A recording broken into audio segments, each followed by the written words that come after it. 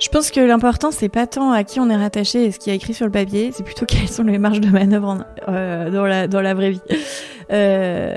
Et donc, en arrivant chez Swile, j'étais rattachée à Anne-Carole, la CMO. Il y a plein de gens les puristes m'ont dit quoi, la sustainability au marketing, c'est horrible. Oui, mais en fait, sauf que le marketing de Swile, il est transformatif. Et donc ça permet de faire bouger les choses très vite, très fort. Donc c'est ça qui est intéressant. C'est pas où on est, c'est comment on peut aller, comment on peut pousser les sujets, comment ils peuvent être pris. Et encore une fois, la RSE seule ne fera rien. Il faut embarquer et surtout il faut enabler. Alors, j'ai coutume à dire que j'ai la plus grosse équipe de Swile, parce que je pense que en fait c'est tous les Swilers qui bossent à la RSE chez Swile. Donc on est 1000 finalement à la RSE. Et en fait, moi, vraiment, mon message, c'est t'es pas obligé de te faire une formation RSE ou te dire direction RSE ou responsable RSE. Tu peux changer ton métier. Et c'est comme ça que tu auras vraiment plus d'impact. C'est d'aller challenger tes pratiques aujourd'hui de ton expertise. Et donc voilà. Et je pense que aussi les employés, tout un chacun peut questionner, remonter. Et on parle beaucoup de employee activism. C'est intéressant. Les employés ils demandent à la fois de la responsabilité de leurs entreprises et eux d'agir dans leur métier. Parce que la communauté est clé, parce que l'entraide nous possède, on a décidé de mettre en lumière tous ces visionnaires. Bienvenue dans le podcast Build a City for Good de Daphne. Bonjour, ici Sophie de Daphne, on est ravis de vous retrouver avec Damien. Salut Damien. Salut Sophie. Pour passer les prochains instants ensemble et on va parler de tes sujets préférés, Damien, l'ESG. Et pour ce faire, nous avons une invitée de marque qui va nous en apprendre un rayon puisque c'est un peu son day-to-day chez Swile. Salut Stéphanie. Salut. Stéphanie, tu es Director of Sustainability de cette licorne depuis quasi 3 ans. Pour rappel, Swile, c'était l'ancien Luncher, c'est une carte titre resto et bien plus encore, cadeau, mobilité, voyage d'affaires. Ils veulent rendre l'expérience employée la plus sympa possible avec leur mantra Smile at Work. Je vais pas en dire davantage, je vais te laisser te présenter. Est-ce que Stéphanie, tu peux nous dire un peu d'où tu viens, où tu as grandi, quelles sont et quelles étaient tes passions quand tu étais enfant, qu'est-ce qui fait que tu es la Stéphanie d'aujourd'hui? Eh bien, merci de me recevoir d'abord. Je suis contente de pouvoir un peu partager tout ça et échanger. Alors, j'ai grandi en Touraine, à Amboise, mais aussi entre donc la Touraine et les États-Unis, la côte est des États-Unis, puisque je suis la fille on va commencer fort, d'un des Wow. d'un des chercheurs qui a trouvé le Viagra. Ok. Et donc on est très rapidement parti aux États-Unis au moment du lancement de ce nouveau produit révolutionnaire. Et donc voilà, donc j'ai grandi entre les États-Unis et la France. J'ai passé mon bac au lycée français de New York. Ensuite j'ai fait mes études. Je suis revenue en France à Paris pour faire une prépa et j'ai ensuite j'avais très envie d'aller à Bordeaux, pas très loin de la mer justement. Donc j'ai intégré Sciences Po Bordeaux en sciences politiques donc et avec un parcours en communication publique et politique. Avec un petit passage à Londres, justement en échange Erasmus pour retrouver un peu la vibe internationale quand même, ça me manquait. Voilà. Et donc quels ont été mes sujets? Moi, les sujets qui m'intéressent, c'est vraiment les sujets donc comme je disais, j'ai fait de la science politique, de la communication. Donc comment on influence finalement les grandes décisions, les grands changements, les grandes rupture de ligne, à la fois individuellement et collectivement, c'est ça qui m'intéresse. Et je suis venue à la RSE, enfin à l'ESG assez tôt. En fait, à la lecture d'un article. Donc, j'avais décroché un stage au programme des Nations Unies pour l'environnement à Paris, donc c'était super, j'étais contente, etc. Et j'ouvre Le Monde et je lis un article sur la responsabilité sociale des entreprises avec une nouvelle loi qui vient d'arriver. en 2004. Et je me dis, mais en fait, c'est ça que je veux faire. C'est hyper intéressant parce que c'est justement comment l'entreprise contribue à beaucoup plus grand qu'elle et s'inscrit dans la cité, dans la société civile finalement. Et avant qu'on plonge là-dedans, moi j'ai une mini-question, je rembobine un peu. C'est quoi d'avoir un papa chercheur scientifique et comment toi tu n'as pas pris ce chemin-là? Alors moi je suis une grande littéraire. Moi je suis pas du tout scientifique, j'aime pas trop ça d'ailleurs. Mais par contre je suis très intéressée par la littérature, par le cinéma, par la narration, on va dire, par les histoires de vie, les histoires en général. Mais qu'est-ce que ça fait d'avoir un papa chercheur? En fait, c'est surtout j'ai eu la chance d'avoir une vie de famille où le travail était très important. Donc chacun faisait. Ma mère est prof d'anglais, passionnée de civilisation anglo-saxonne, et voilà. Et chacun avait son métier et s'épanouissait dans son métier. Mais quand on revenait à la maison, mes parents ont toujours été là entre midi et 2, donc j'ai jamais mangé à la cantine. Mes parents ont toujours été là à 18h le soir. Donc en fait, ils m'ont appris l'équilibre vie pro, vie perso, vraiment. Et la passion. Et la passion de son métier. Et la passion intellectuelle de se plonger dans des sujets qui nous dépassent et qui nous passionnent. Ouais. Ok. Et est-ce que du coup, du moment où tu as grandi entre les États-Unis et la France, ça a aussi... est-ce qu'il y a des choses aux États-Unis qui ont nourri un peu ta passion sur la sustainability ou c'était vraiment à plutôt ton retour en France ? Aux États-Unis, j'ai plutôt nourri l'expérience de l'autre, en fait, d'être autre, d'être quelqu'un de différent par rapport aux autres. J'étais au lycée américain. J'ai passé mon bac au lycée français, mais j'ai aussi fait des passages évidemment à l'école américaine. Donc l'école publique américaine, c'est une expérience que je conseille, justement en étant la petite Frenchie qui déboule, qui parle pas forcément hyper bien anglais, qui a pas forcément les codes. Donc en fait, ça m'a beaucoup appris à l'adaptabilité et à comprendre que finalement on est encore une fois tous différents mais que c'est pas pour ça qu'on peut pas être ensemble, qu'on peut pas apprendre des uns des autres. Et donc j'ai grandi vraiment dans cette notion, cette nécessité d'adaptabilité et en même temps le plaisir de l'autre. C'est vrai que ça doit être quand même assez fou d'avoir cette expérience entre les deux continents. J'ai appris à ouvrir un locker américain, mais en fait j'ai mis beaucoup de temps et donc j'ai fait les lockers comme dans les séries. Comme dans les séries. Ça a l'air très simple. Ça, c'est pas simple. C'est hyper compliqué et même à tel point que je faisais semblant de savoir le faire parce que j'ai jamais osé demander comment fallait faire. Donc je rangeais mes livres dans les toilettes. La petite Frenchie. Voilà. Donc et aussi j'avais. Non mais qu'est-ce qu'il y a de compliqué? Parce qu'il faut tourner d'abord à droite, ensuite à gauche, faire ton code. Enfin, il y a tout un système en fait que eux ils apprennent depuis qu'ils sont. Oui, c'est pas forcément évident pour quelqu'un qui vient pas de. Donc voilà. Plus dur que ce qu'on voyait nous dans les séries qu'on regardait. Mais oui. Mon rêve c'était de réussir à l'ouvrir. Voilà. Et alors, tu nous disais dans la vidéo que tu avais refusé un stage à l'ONU et du coup tu as découvert le monde de la tech. Ouais. Ça c'était tout de suite après tes études? Ouais, je suis rentrée en stage donc chez Enablon. Donc justement à la lecture de cet article dont je vous parlais tout à l'heure, je me suis dit je veux faire ça en fait. Donc je veux pas aller au PNU, je veux faire ça et donc je tape sur internet stage RSE international.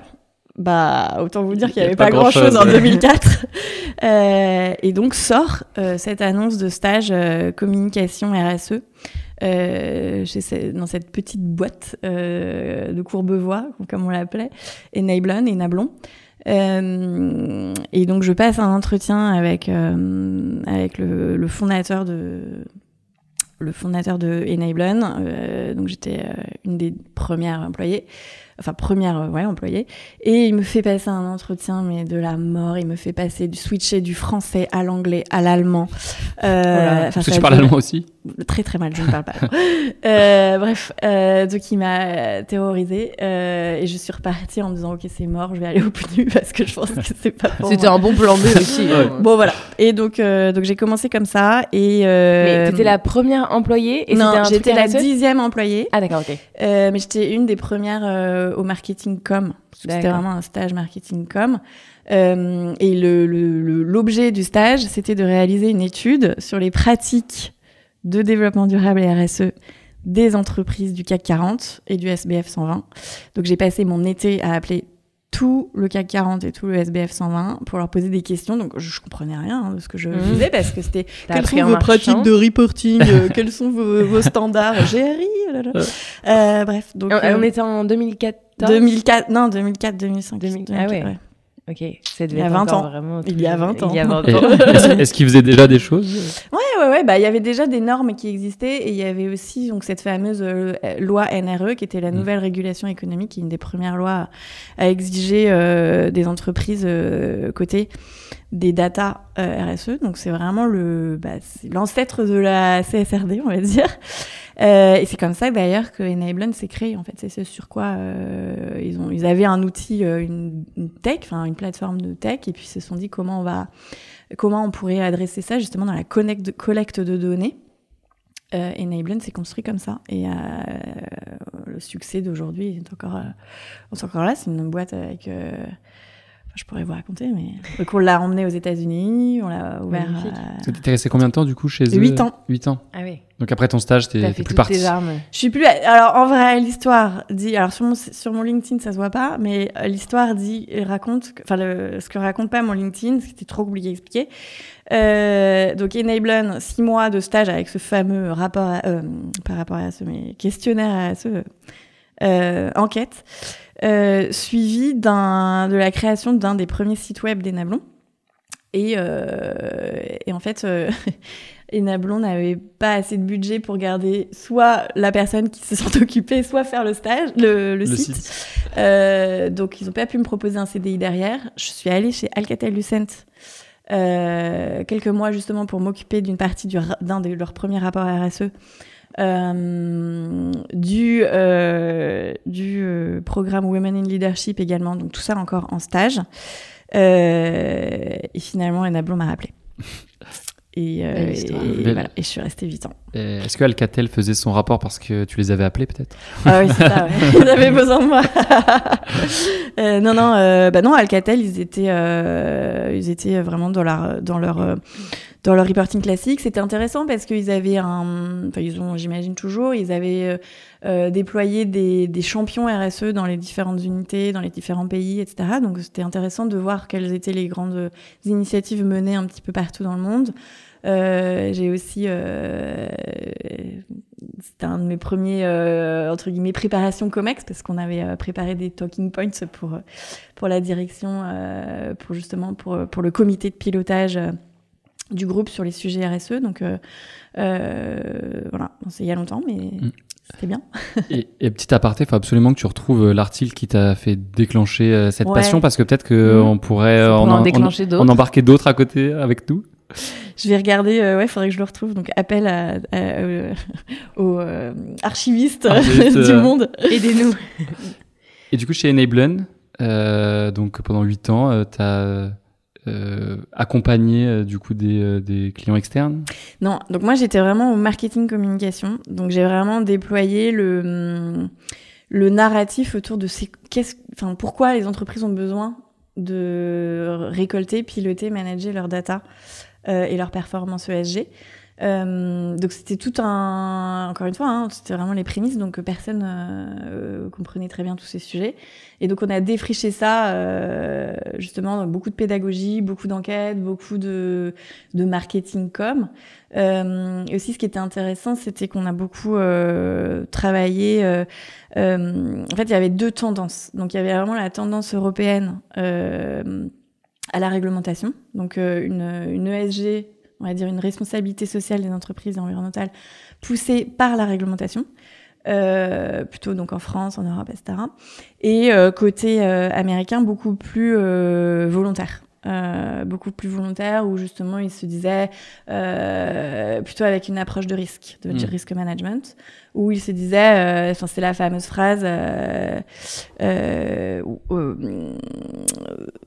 what gets measured gets managed. Okay. Vraiment de se dire on a besoin de data pour comprendre quels sont les enjeux, quels sont les risques, quelles sont les opportunités, etc. Donc c'était vraiment ça le fer de lance de notre département. Et évidemment développer les produits aussi avec les équipes produits, développer toute l'international, donc des user forums aux 4 coins du monde. Comment voilà. Donc on a fait. Donc Enablon est arrivé à Chicago. Dans la Sears Tower à l'époque, donc qui est aujourd'hui la Willis Tower, qui était pendant longtemps une des plus grandes tours américaines. Donc c'était un symbole. On avait vue sur le lac Michigan. Donc la petite boîte de Courbevoie qui débarquait à Chicago. C'était beau parcours. C'était cool. Et voilà. Et puis ensuite, on a beaucoup travaillé au positionnement d'Enablon comme auprès des analystes, parce qu'en fait il y a beaucoup d'analystes tech, donc les Gartner, les Forrester, les Verdantix, etc., qui s'intéressent à comprendre quels sont les features de software. Donc c'était intéressant de bosser là-dessus. Et au bout de 8 ans, c'est l'heure d'une nouvelle aventure. Au bout de 8 ans, au bout de 8 ans, on a lancé ce qu'on avait appelé un énorme flop. Mais ça m'a permis de rencontrer mon compagnon d'aujourd'hui, donc qui avait été recruté pour lancer ce truc. On voulait lancer le LinkedIn des directeurs développement durable, qui on avait appelé Wizness. Donc voilà, donc vous voulez faire une plateforme de mise en relation, de partage de best practices, etc. Bon, sur le papier, c'est une bonne idée, mais c'était beaucoup trop tôt. Ouais. C'est ça que je dirais Il qu'il n'y y a avait de timing. il n'y avait pratiquement pas de direction RSE. Bonjour, on est deux. Voilà, c'est ça. Donc ça a pas trop pris. Après bon, il y a eu d'autres sujets évidemment d'Enablon où les investissements se sont finalement recentrés sur le cœur de métier. Mais c'était une chouette aventure ce Wizness, parce que ça nous a permis justement de découvrir un peu, encore une fois, encore plus en profondeur justement les enjeux de réseau. C'est pas à vous que je vais apprendre ça, mais c'est hyper important, le network pour progresser. Et donc on voulait se faire ce lancement produit Wizness à San Francisco à la conférence de BSR. Et BSR, c'est un des plus gros réseaux internationaux de direction ESG, développement durable, etc. Ça fait 35 ans qu'ils sont dans la place. Ils ont été créés juste après Rio, le sommet de Rio en 92. Donc, voilà. Bien établi. Ça fait longtemps qu'ils existent. Donc, à la base américain, ils avaient justement cette conférence annuelle, une année à San Francisco, une année à New York. Et donc, on voulait lancer Wizness à la conférence de San Francisco. Donc, on avait fait un stand, etc. Et donc, je découvre la conférence BSR. Et en fait, je me dis, mais en fait, ils ont un bureau à Paris. Mais c'est fou, je les connais pas. Donc j'envoie un message à Farid, directeur Paris, IEMIA de BSR. Et je lui dis, bah voilà, je suis à Paris, je vois que vous existez, je trouve que c'est super ce que vous faites. Est-ce qu'on peut se rencontrer, ou est-ce que vous avez des postes ouverts, etc. Et il me répond dans la minute et il me dit, ça tombe bien, voilà le draft de premier poste de communication RSE qu'on va ouvrir, qu'on va lancer dans les prochaines semaines. Et donc j'ai postulé, mais toujours un peu en avance de phase, et j'ai rencontré, et alors là, coup de cœur. Voilà, BSR, Business for Social Responsibility.org, donc une non-profit, un cabinet, donc un réseau d'entreprises avec des centaines et des centaines d'entreprises qui se mobilisent autour des sujets de RSE, des initiatives collaboratives, des programmes de développement dans les chaînes de valeur dans les pays en voie de développement, des publications de rapports de recherche, de best practices, etc. Enfin, c'est incroyable. Donc c'est vraiment là où moi j'ai tout appris sur la RSE. Donc je suis restée 8 ans aussi. C'est pour ça que je vous disais que j'étais fidèle. Tu sais ce que j'allais dire, très fidèle. 8 ans, c'est un bon chiffre. Quand on me recrute, c'est pour longtemps. Donc je suis restée 8 ans et donc expérience incroyable où j'ai vraiment rencontré des collègues aux quatre coins du monde. Parce que BSR a des bureaux partout dans le monde. Donc vraiment une expérience internationale, intellectuelle, mais en même temps dans l'action. Enfin, et j'ai même écrit un livre avec Farid qui s'appelle Les 100 fiches de la RSE. Donc c'est les fiches pratiques de la RSE. Damien le veut, je le vois. Je vais le lire. Je le commande. J'aurais dû te l'apporter. Et donc il y a un CD-ROM. En mode audio pour l'écouter. Non, pour downloader les fameuses ressources pratiques qu'on avait mises en avant. Tu vois, excellent. Ça te donne l'idée de l'âge de ce livre. Mais non, mais donc c'est Farid qui m'a embarqué dans son aventure avec Erol, donc Donc ouais, on a écrit ce livre ensemble sur quelles sont les étapes et quels sont les grands domaines de responsabilité que les entreprises doivent prendre, quelle route ils doivent prendre. Et c'est sympa parce que on n'en vend plus beaucoup, mais on continue à en vendre. Et il est encore d'actualité. Ouais, j'ai encore des messages parfois sur LinkedIn de gens qui me disent merci, je l'ai mis en place chez moi, ou merci, j'adore. c'est un des livres qui m'ont donné envie d'agir et qui m'ont donné des pistes concrètes, etc. Donc c'est sympa. Tu pourrais faire un volume 2. Ouais, c'est du boulot. Hein. J'ai bossé tous les J'imagine. samedis pendant 1 an pour le faire. Ok, donc sacré C'est vrai qu'en engagement. parallèle d'un job. Ouais. J'avais pas d'enfant à l'époque. Ouais. Donc, Et ouais, c'est là, un tu as autre engagement. ça va être encore plus compliqué. Et c'est suite à ça que tu arrives chez Swile? Non. Donc 8 ans chez BSR et donc la tech me manquait. La tech me manquait et je voyais vraiment et donc j'étais vraiment dans une dimension internationale très forte, mais j'étais à Paris et donc je manageais des équipes à San Francisco, à Hong Kong, partout dans le monde, mais j'étais pas ancrée, je me sentais pas ancrée dans Da City qui était la mienne et je voyais tout le mouvement tech for good qui explosait, dont Daphne en est le fer de lance. Et je me suis dit là, j'ai envie de changer et de retourner un peu au côté tech et de voir un peu tout ce qui est innovation. Et j'ai rejoint Palo IT, qui est une boîte de conseil et de réalisation de software qui faisait, et donc pareil, qui était parisien, qui a été créé à Paris, mais qui a très très vite explosé ailleurs finalement, à Singapour, notamment, donc beaucoup en Asie. Et ils m'ont recruté parce qu'ils voulaient faire toute une transfo marketing justement sustainability. Ils avaient déjà engagé des démarches de B Corp, ils étaient B Corp à Singapour. Et donc je les ai rejoints donc en tant que CMO, donc Chief Marketing Officer, mais avec une grosse dimension sustainability. Et donc on a travaillé à ça ensemble. Donc c'était Stanislas Bocquet de Palo IT, le CEO. On a beaucoup bossé justement à réfléchir quels étaient nos OKR, quels étaient nos objectifs justement en tant qu'entreprise de soft, de réalisation de software, dans l'innovation, quels étaient les grands changements qu'il fallait opérer quand on construisait un logiciel, quand on construisait une app. Les enjeux d'accessibilité, les enjeux d'éco-conception, etc. Donc je trouve que c'était hyper intéressant au niveau de l'innovation. Et après il y avait évidemment les enjeux aussi internes. Hein, donc j'ai redit B Corp, mais donc c'est intéressant. Ils se sont mis quand même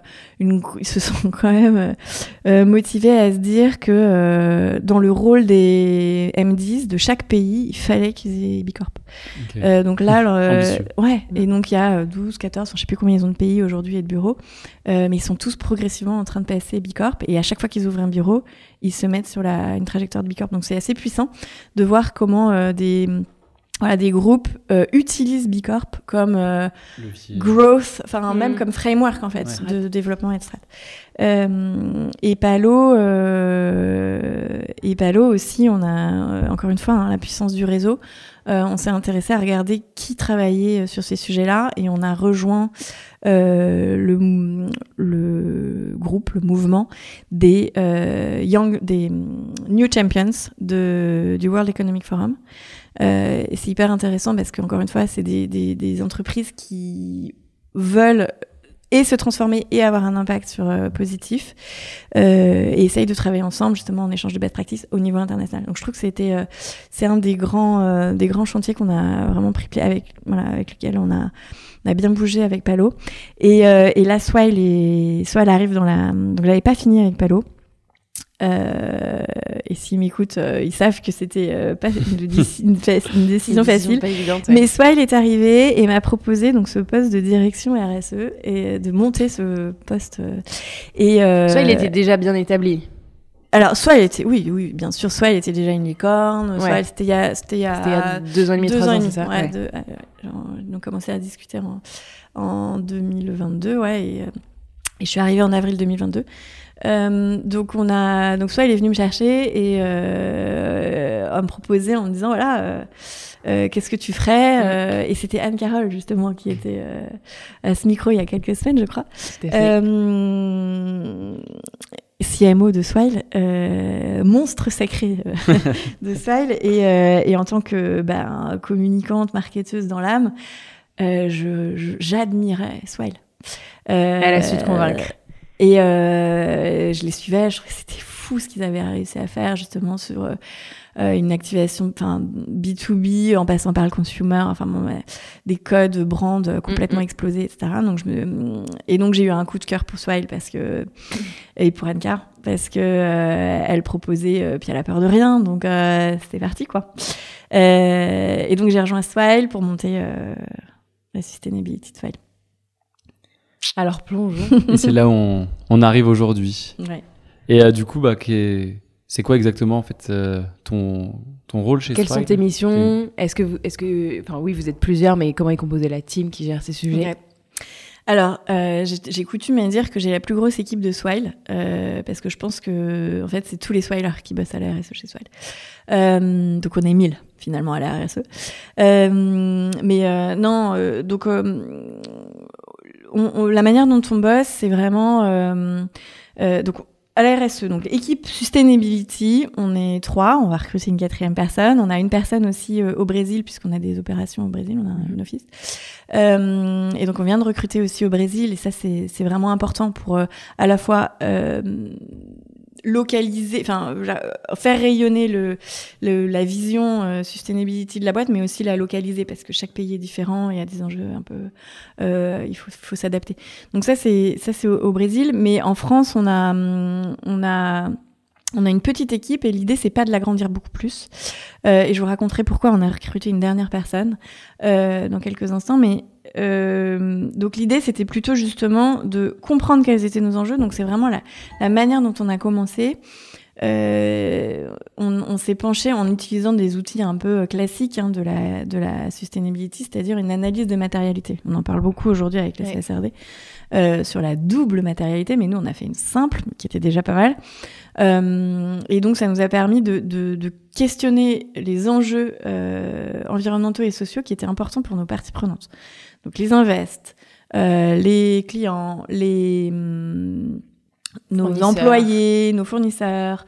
On avait du coup un cabinet de conseil qui nous a aidés là-dessus et qui faisait le proxy un peu sustainability, société civile aussi, quels étaient les enjeux au Brésil, quels étaient les enjeux en France, etc. Et ça nous a donné une liste de 14 sujets qui allait de product accessibility à employee well-being, à women's empowerment, à climate change. Bref. Il a fallu prioriser tout ça. Et je me suis dit, mais qu'est-ce qu'on va faire de ça ? Je me suis même dit, je vais me faire virer. Parce qu'ils vont dire, ça sert à rien ton truc. J'ai 14 gros sujets sur la table. Donc non, on a fini par réussir un peu à prioriser. Et en fait, on a sorti une stratégie 2025, donc à 3 ans. Finalement assez solide, qui se construit sur 3 piliers. Donc la gouvernance responsable, on va dire. Donc vraiment, quels sont les enjeux de gouvernance ? Donc comment on transitionne vers une mission ? Donc comment on certifie nos pratiques ? Donc B Corp, EcoVadis, numérique responsable, etc. Donc vraiment la manière dont on construit notre business. On gère notre business, la manière dont on fait nos affaires.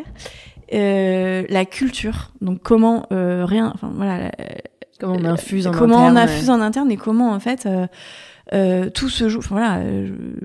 Les employés, les gens, c'est eux qui font. Ils sont partie prenante mais active. C'est eux qui font le jour et la réalité en fait terrain. Donc comment on embarque les employés dans une expérience employée de bout en bout qui soit à la fois inclusive, respectueuse de l'environnement, innovante, curieuse, apprenante. Voilà. Donc ça c'est on va dire le 2e pilier. Et le 3e pilier qui est aujourd'hui vraiment le cœur du poulet, comme dit Loïc Souvéran. C'est notre fondateur, CEO, c'est l'innovation produit. C'est quelle est l'expérience client et qu'est-ce qu'on offre à nos clients. Et donc comment on construit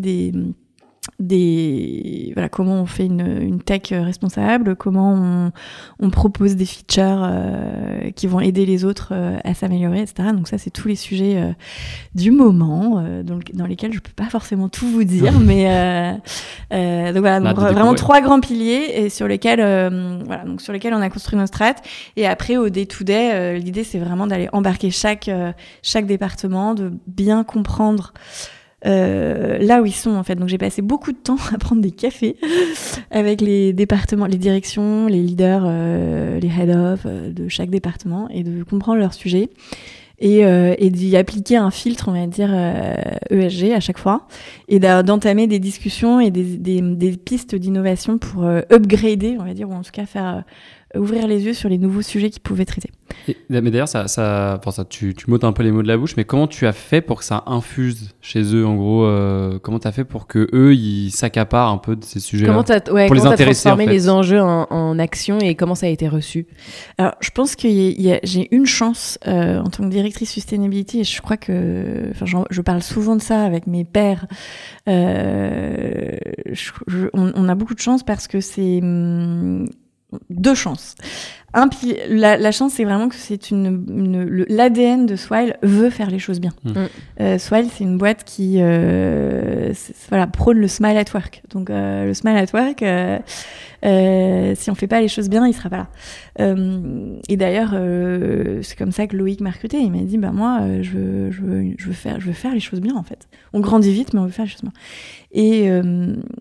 Et donc déjà, on va dire qu'on a une RSE de valeur. Okay. Et donc, on a vraiment ce socle-là sur lequel s'appuyer. Et donc, évidemment, quand on part de là, les bonnes volontés sont ici. Donc, le goodwill, il est là. Et la deuxième chance, parce que ça va quand même, évidemment, chercher le cœur du poulet, encore une fois, c'est que ça devient des sujets business très, très forts. Et qu'on est jugé, choisi sur la base de nos actions et de nos trajectoires RSE. De sustainability, notamment dans nos appels d'offres et que nos clients nous challenge. Et c'est vraiment une chance pour nous, évidemment. Et que comme Swile est dans l'innovation et envie de répondre aux besoins, voire les devancer, on écoute les signaux faibles et on s'adapte. Dessus, ouais. Et si on rentre dans le concret, je parcourais votre rapport ESG juste avant, là. Vous avez mis énormément de choses en place en interne sur tout ce qui est social. Vous avez beaucoup d'engagement. Tu disais vous êtes Bicorp. On n'est pas Bicorp encore. Je crois. Vous n'êtes pas Bicorp? Non, on a déposé le dossier de travers. mais vous avez vraiment mis plein de choses en place. Les jours où on s'implique dans des assos, mobilité, santé durable, etc. Demain, tu vois, vous avez coché beaucoup de cases. Qu'est-ce qui reste à faire? Quelle est la roadmap de l'année prochaine? Alors la roadmap de l'année prochaine, toujours un peu sur notre idée de 2025, de Sustainable Swile 2025.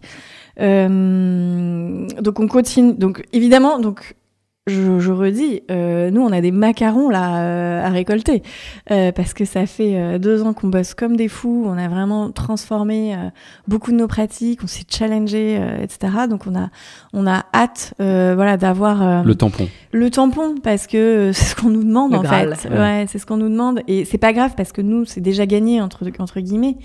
C'était gagné pour moi. Non, mais c'est déjà gagné parce que la transfo, elle a eu lieu grâce à ces certifs, en fait. Un peu de reconnaissance externe. Et voilà. Et maintenant, c'est ce qu'on espère, c'est de pouvoir, leur dire, d'autres que nous le disent. Donc ça, c'est encore en cours, évidemment.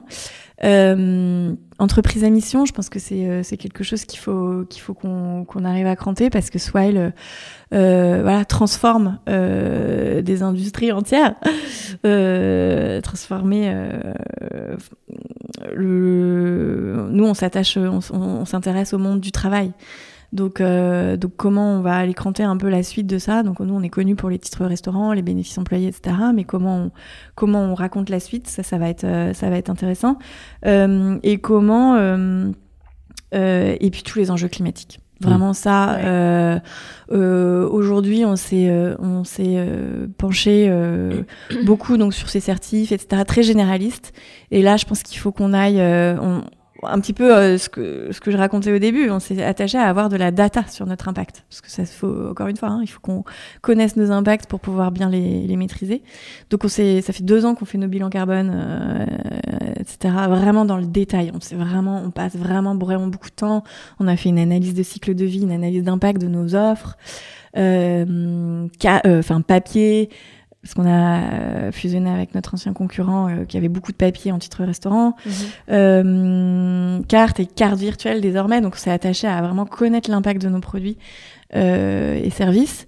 Et donc sur cette base de la data, maintenant on va pouvoir progresser et faire mieux au niveau d'impact environnemental. Je pense que ça, c'est vraiment la prochaine frontière. Et donc, encore une fois, la prochaine frontière, c'est aussi d'aller pouvoir mesurer l'impact de l'usage. Ouais. Qu'est-ce qu'on achète avec Swile auprès des clients, qu'est-ce qu'ils en font du produit C'est vrai que la data, c'est un peu le fer de lance. Voilà, donc c'est ça. Et climat, on a fait notre pledge net zéro il y a quelques semaines. Il faut qu'on développe notre trajectoire de décarbonation. Ça va pas être chose simple quand on est dans une trajectoire d'hypercroissance. Voilà, donc ça va être les beaux sujets de. Il y a des projets de séquestration carbone. J'ai vu aussi sur votre rapport. Ça c'est vraiment un peu. On a changé de philosophie donc à notre arrivée. À mon arrivée, c'est vraiment l'idée, c'était de. Donc Swile se disait, mais comme beaucoup de boîtes, Swile humblement ou en tout cas donc mesurer son bilan carbone et s'était dit nous on veut faire les choses bien encore une fois et donc on va compenser. Donc ils compensaient 100% de leur bilan carbone et donc se disaient neutre en carbone. Et donc à mon arrivée, je leur ai dit on va faire autrement. Bah oui, c'était mais ça paraît simple mais c'était pas comme ça qu'on avait envie d'avancer. Donc on a vraiment fait un shift de philosophie et donc on a redirigé une grosse partie de nos investissements climat vers justement du data management et du conseil justement en trajectoire de décarbonation. Donc et en conseil de mesure d'impact. Donc on a redirigé nos budgets vers ça et on a quand même maintenu, parce que c'est important à dire, il faut maintenir des projets de séquestration, de contribution. Et donc donc on a maintenu notre soutien à des projets label bas carbone, etc. Donc ça c'était important. Et je me souviens plus, je crois qu'il y avait une deuxième question, mais j'ai oublié. Moi, j'ai quand même juste une question qui me tient un peu à cœur, c'est que beaucoup de gens se posent, c'est quand on est à un poste à ton niveau, et je n'ai toujours pas trouvé la réponse, c'est à comment on s'inscrit dans la gouvernance et l'organisation de son entreprise, auprès de qui en fait il vaut mieux être rattaché ou pas, ou en fait c'est vraiment en fonction de l'ADN de l'entreprise en question.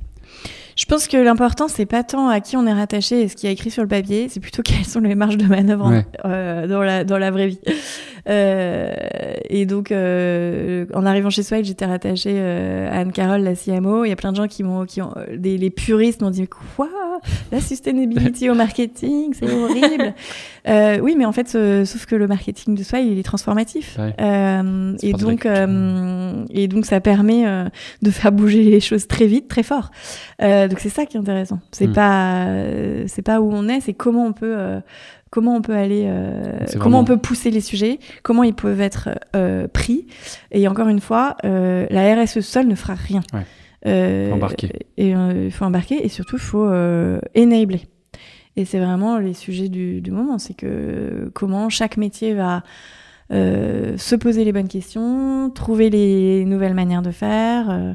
Et donc, il n'y a pas une journée où je ne parle pas à un exec, mais aussi à un directeur ou à des head-off ou même à des team members, enfin des IC, parce que c'est comme ça que c'est au quotidien, c'est dans les métiers de chacun que ça bouge. Je suis assez d'accord, complètement en phase avec ça. Il faut que ça prenne tout le monde. Je vois que l'heure tourne. Vas-y. Mais je maintiens quand même que s'il n'y a pas de leadership du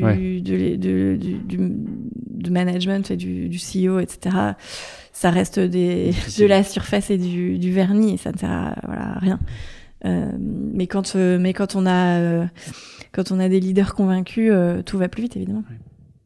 Damien, est-ce que tu avais d'autres questions avant qu'on laisse Stéphanie filer ? Non, vas-y. Ou un dernier mot peut-être, Stéphanie ? un dernier mot, non, je pense que j'ai à la fois beaucoup de chance de faire ce métier et j'espère que et je le vois, même chose, il y a pas une journée où j'ai pas un message LinkedIn de quelqu'un qui me dit je veux m'orienter vers la RSE, comment faire. Donc moi mon conseil, tu as vu toi l'essor que ça a pris au fil des années. C'est énorme et surtout en fait c'est marrant parce que c'est vraiment il y a une prise de conscience lors du Covid en fait où chacun s'est retrouvé un peu mais en fait je sers à quoi, il sert à quoi mon métier, c'est quoi mon impact, et donc et en fait moi vraiment mon message c'est t'es pas obligé de te faire une formation RSE ou te dire direction RSE ou responsable RSE, tu peux changer ton métier et c'est comme ça que tu auras vraiment plus d'impact, c'est d'aller challenger tes pratiques aujourd'hui de ton expertise. Et donc voilà, et je pense que aussi les employés, tout un chacun peut questionner, remonter. Et on parle beaucoup de employee activism. C'est intéressant. Les employés ils demandent à la fois de la responsabilité de leurs entreprises et eux d'agir dans leur métier. C'est hyper intéressant parce qu'il y a pas longtemps on a eu le citoyen consommateur, là on a l'employé citoyen, donc en fait on recoupe un peu. Alors je vais quand même abuser, du coup j'ai quand même une question, on n'en a pas parlé de pollen, parce qu'on a reçu ça la fondatrice il y a pas longtemps en podcast aussi, et on se demandait comment tu crées un cours sur justement comment embarquer en fait qu'est-ce que tu choisis. Alors donc Julie effectivement elle est venue me voir, Pollen ne s'appelait même pas Pollen, elle avait pas encore le nom de sa boîte, elle m'a dit ça t'intéresserait de faire un cours, et je me suis dit mais c'est génial, comme ça va me permettre à la fois moi de faire un peu le point de ce que j'ai appris en 20 ans et qu'est-ce que j'ai envie de transmettre, et donc la manière dont j'ai créé le cours, alors je vais pas te mentir, c'était plus alors moins long que d'écrire le bouquin, mais c'était long et mais c'était hyper intéressant, et en fait surtout c'était intéressant parce que la méthode Pollen elle est beaucoup dans le cas pratique, et c'est ça que j'ai beaucoup aimé et qui en même temps demande beaucoup de travail, c'est qu'en fait il faut que tu réfléchisses à comment tu peux transmettre ce que tu as appris au travers de cas. Et donc j'ai fait un cas, donc celles et ceux qui ont participé à mon cours savent, mais on a beaucoup travaillé sur un cas pratique d'une boîte fictive, donc de son analyse de matérialité à sa strat et ensuite à l'application opérationnelle et de communication aussi. Donc c'est comme ça qu'on a construit le cours avec Pollen, et ils m'ont bien accompagnée là-dessus, et c'est drôle parce que c'est toujours un plaisir. Donc à chaque cours, évidemment, du coup, le résultat est différent, mais un peu similaire. Donc en fait, on remet en jeu la sustainability à chaque cours. C'est énorme. Canon. On a fait le tour. Super. Peut-être la dernière question, vu que tu travailles chez Swile, peut-être que tu as une bonne adresse de resto dans le coin. En plus, vous êtes proche de chez nous, dans le sentier. Quelle est ta meilleure adresse pour le déj? Non, il y a surtout une adresse que je veux tester qui est Full Veggie, rue du Faubourg Poissonnière. Là, vous l'avez pas. Pareil, il y a eu un article dans Le Monde. Ah non, je l'ai pas vu. Celle-là. Donc une chef. Il y a eu un article dans Le Monde. Oui, je vous l'enverrai. Sur cette chef qui a monté deux restos végés, qui fait un carton parce que c'est des saveurs incroyables, et qui il faudra que je vous retrouve le nom. Est-ce que ce serait pas Faubourg Diamond? Ouais, il y a Dément. Dément. Ah, c'est pas eux. Non, c'est pas eux, mais c'est dans la même idée. Et eux, donc Dément super, évidemment, ça je recommande. Un peu plus loin d'ailleurs, plutôt que côté canal. Mais plutôt côté sentier, c'est Marlot, je crois, quelque chose comme ça. Hâte de dire. Alors, ça nous intéresse, on adore manger. Ouais, bon appétit. Merci beaucoup, Stéphanie pour merci. ce partage. On est ravis d'en avoir appris. Avec plaisir. Et on va lire ton livre, voir ton cours sur Pollen pour s'instruire davantage. En tout cas, on a lu le rapport. Ah, c'est bon. On a lu le rapport, tout à fait. Hyper intéressant. Est-ce que vous avez eu le rappeur RSE? Oui. Très bon jeu de mots. On est fan de toute façon chez Daphné de tout ce que vous faites chez Swile, donc continuez sur cette voie. C'est grâce à notre super brand. On a hâte de voir la suite. Merci. À bientôt. À bientôt.